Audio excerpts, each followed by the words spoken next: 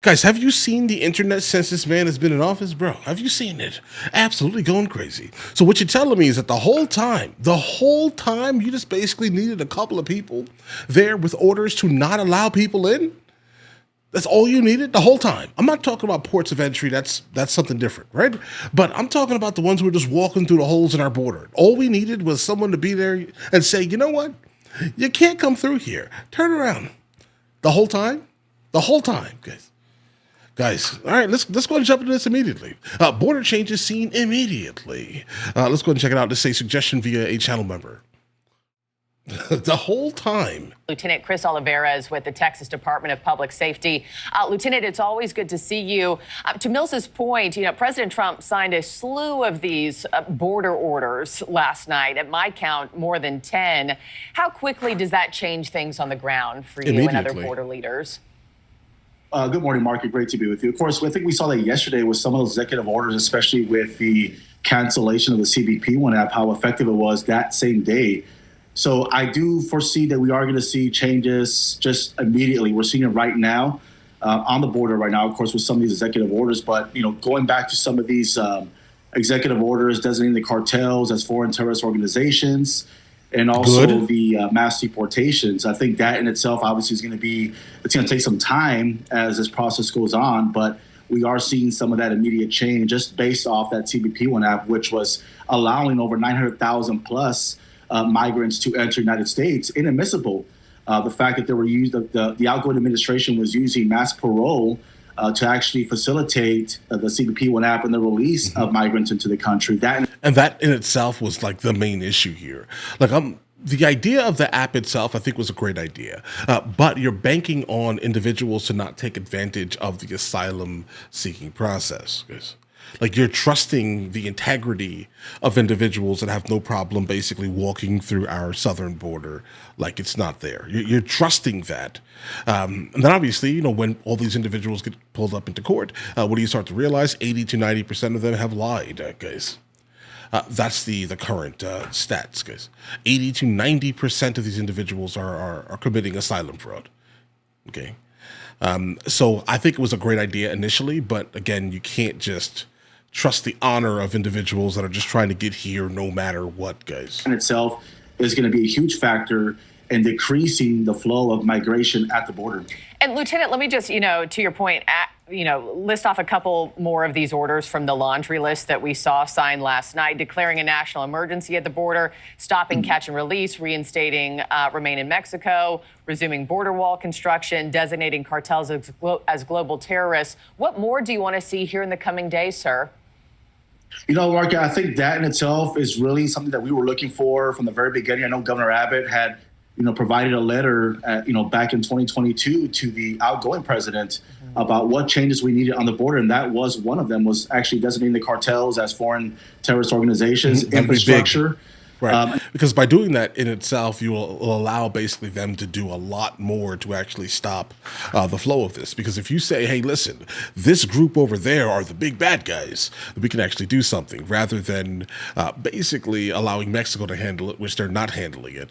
But it gives us a little bit more leeway. And the fact that we need to actually go back and follow the rule of law, federal law, that would help decrease the flow of migration. Of course, we didn't see that in the last 4 years, but now with some of these executive orders, I think it's going to help us in Texas and, of course, law enforcement across the border slow that flow of migration and focus on the needs of the country. And that is, border security, public safety threats, national security threats. I think it's going to give us more time now to actually do that. And the fact that now we have an ally with the federal government working together, it's really going to be more beneficial to us as state law enforcement to actually focus more on border security and actually have the help from the federal government.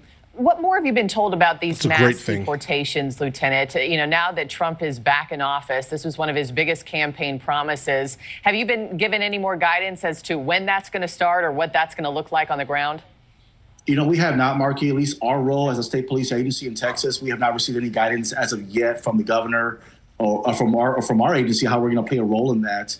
But I think, if anything, our focus is to focus on public safety threats. We want to focus on criminals that have committed crimes that are currently in our Texas jails, that are here illegally, that have committed crimes. We want to focus on those individuals and have them removed. Something that we've been doing for years, nothing really different for what we've been operating in Texas. But I think now really gives us more leverage, gives us more authority now working with the federal government to focus more on those public safety threats. So it still remains to be seen exactly what role we're going to play when it comes to mass deportations, but I'm sure we'll see some guidance in the coming days or coming weeks. Lastly, before I let you go, Lieutenant, the Laken-Riley Act was passed by the Senate last night. It now heads to the House, where it will likely pass as well. Then to the president's desk, of course, she was the Georgia nursing student who was heinously murdered at the hands of an illegal migrant. And I think a lot of Americans are saying, okay, if this is put in place, what protections are in it for me and my family? How will this protect Americans everywhere? Well, I think it focuses more on those, criminal migrants that have committed crimes, maybe not violent crimes, but the fact that they've committed misdemeanor crimes, thefts, that would actually lead to, or actually, lead to a much larger result of committing more violent crimes. And we're able to actually hold those individuals accountable when they commit some of these minor crimes and get them removed.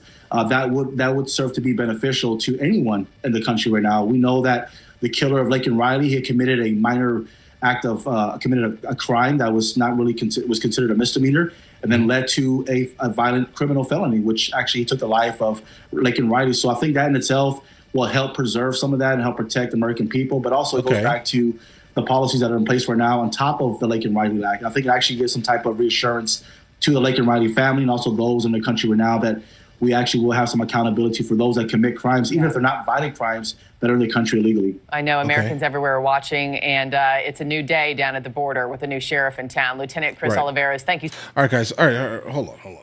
Now, when it comes to, I think, this incident here, I wish we could just kind of go back to what I think we all kind of thought it was at one time. Like, if you are here in a manner that you're, I don't know, waiting for some type of citizenship or green card, et cetera, and you do commit a crime, you leave, right? I mean, you need to be a better representative, let's say, of the group of individuals that are coming in looking for the same thing as you, let's say. So if you start doing criminality, then it's time for you to go.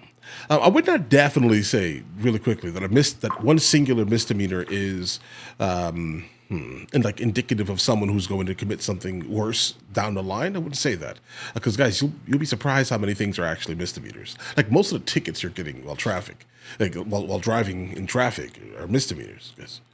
So just be cautious with that. That's kind of like a slippery slope. But I do think that if you are waiting for some type of like paperwork in the United States of America, you should probably not commit any type of crime, no matter what it is. Guys. But sometimes police encounters kind of happen out of nowhere, depending on where you live, at least, right? So again, slippery slope for, I think, all parties involved here. But either way, guys, let me know in the comments what you guys think. I'm definitely happy that there's something finally happening, guys. I'm happy that this is, kind of going on. I definitely would like to get back to the